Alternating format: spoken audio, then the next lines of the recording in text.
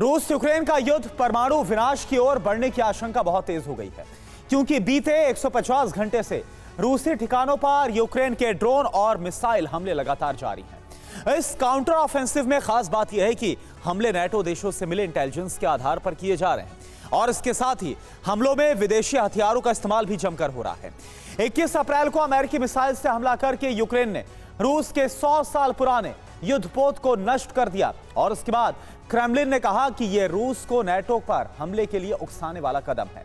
Crimea के black सी में अभी तक रूस के 21 युद्धपोत तबाह हो चुके हैं और लगातार बढ़ रहे हमलों के बाद नेटो के कई ठिकाने पुतिन के टारगेट पर आ चुके हैं।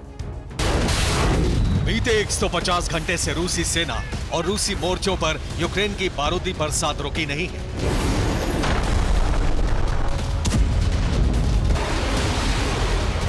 ईस्टर्न फ्रंट लाइन से लेकर काला सागर के रूसी मोर्चों तक यूक्रेन ने विनाशक बवंडर खड़ा कर दिया है।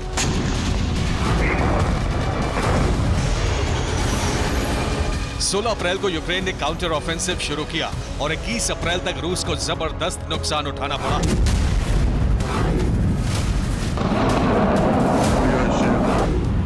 अप्रैल को एक बार फिर रूस का ब्लैक सी नेवल फ्लीट यूक्रेन का टारगेट बना।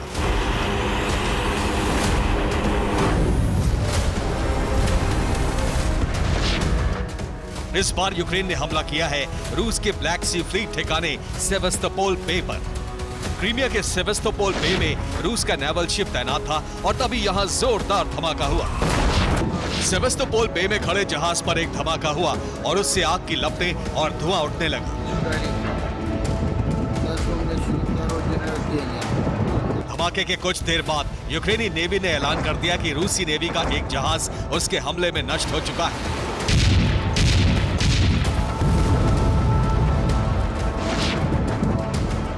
हमले के बारे में यूक्रेन का दावा है कि क्रीमिया के सेवास्तोपोल बे में तैनात नेवल शिप पर मिसाइल हमला किया गया। रूसी मीडिया के मुताबिक यूक्रेन के पहले 2 हमले नाकाम कर दिए गए।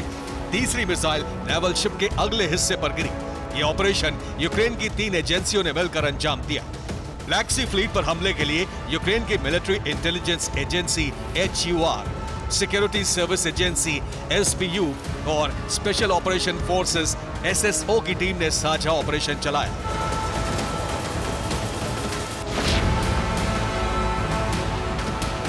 जिस जहाज पर यूक्रेन ने मिसाइल हमला किया वो रूसी नेवी का सपोर्ट वेसल कोमोना है। ये रूस के उसी जहाज की तस्वीरें हैं जिसको टारगेट बनाया गया है।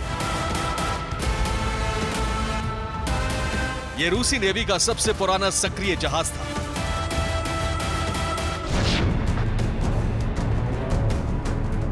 कोमोना 1915 में रूसी नेवी में कमीशन किया गया था। यह गहरे समुद्र में रेस्क्यू ऑपरेशन का काम करता था। 110 साल पहले सबमरीन विकसित करने पर प्रयोग हो रहे थे, तब यह जहाज सबमरीन को बचाने के काम आता था। पहले और दूसरे विश्व युद्ध में इस जहाज ने कई बड़े ऑपरेशन अंजाम दिए। यूक्रेन युद्ध में भी यह जहाज सक्रिय था। अब रूस का यह सबसे पुराना जहाज ऑपरेशन के काबिल नहीं बचा है।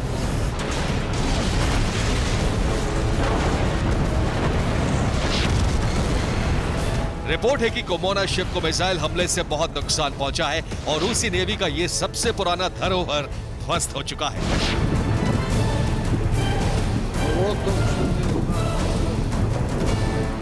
यूक्रेनी सेना ने अब तक ब्लैक सी फ्लीट के कई जहाज नष्ट किए हैं और कई डुबा दिए हैं।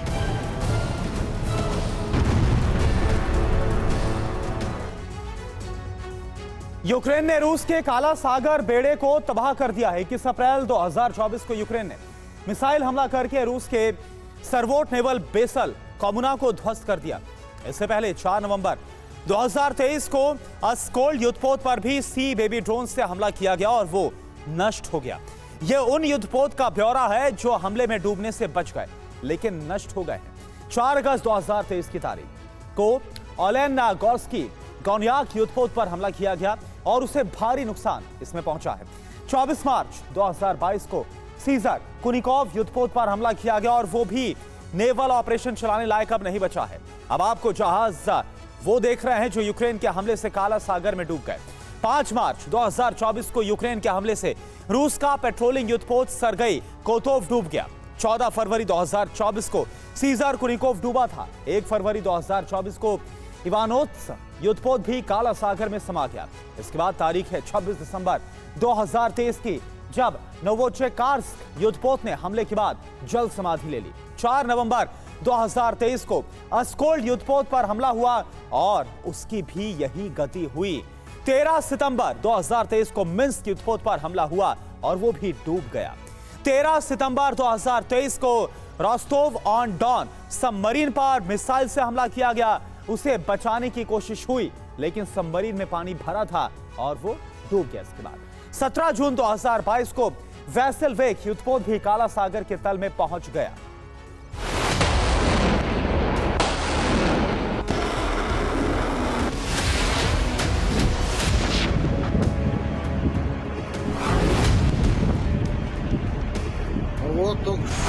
रूस का ब्लैक सी फ्लीट लगातार और बहुत तेजी से घटता जा रहा है।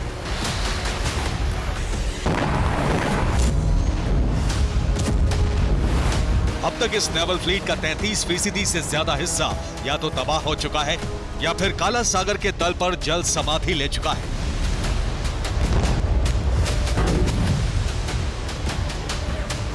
यूक्रेन ने बीते 16 अप्रैल से 21 अप्रैल तक रूस को बड़ा नुकसान पहुंचाया है। 21 अप्रैल को यूक्रेन ने सेवेस्तोपोल में रूसी नेवी सपोर्ट वेसल तबाह कर दिया था। 20 अप्रैल को यूक्रेन ने रूस के 300 हथियार तबाह कर दिए। 19 अप्रैल को क्रीमिया के पास यूक्रेन ने मिसाइल हमले में रूसी बॉम्बर को आसमान में मार गिराया। 18 अप्रैल की रात रूस की राजधानी मॉस्को में मौजूद हथियार फैक्ट्री पर हमला किया। 17 अप्रैल को यूक्रेन ने तातारिस्तान इलाके में attack MS tactical ballistic missile से हमला करके रूस की न्यूक्लियर बॉम्बर फैक्ट्री को तबाह कर दिया। 16 अप्रैल को यूक्रेन ने क्रीमिया के जनकोई रूसी हाइपरसोनिक मिसाइलों का गोदाम जलाकर राख कर दिया था।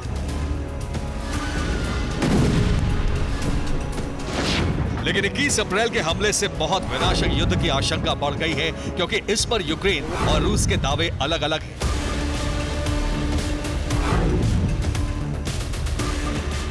यूक्रेन का दावा है कि उसने नेपच्यून मिसाइल से हमला किया है। रूसी सेना का दावा है कि हमला अटैक एमएस मिसाइल से किया गया है। यूक्रेन ने कहा है कि हमला उसने स्वदेशी मिसाइल से किया।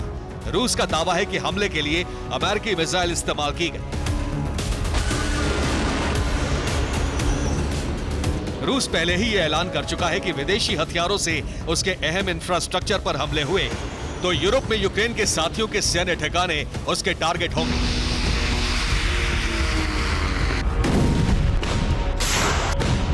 अब आशंका है कि रूस यूक्रेन सहित यूरोप में बने नेटो सैन्य बेस पर सीधे हमला कर सकता है।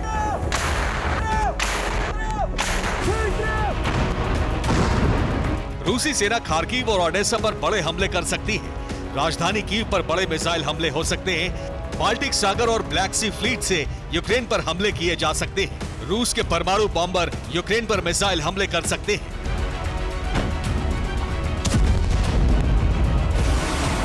अगर यूरोप ने अटैक एमएस मिसाइल से हमलों का बदला लेने की ठानी तो यूरोप के कई नेटो सैन्य ठिकाने उसका टारगेट हो सकते हैं। एस्टोनिया, लिथुआनिया में रूस नेटो बेस पर हमले कर सकता है। पोलैंड के नेटो बेस भी उसका टारगेट बन सकते हैं। इसके अलावा स्वीडन में बने नए बेस पर भी रूस हमले कर सकता है।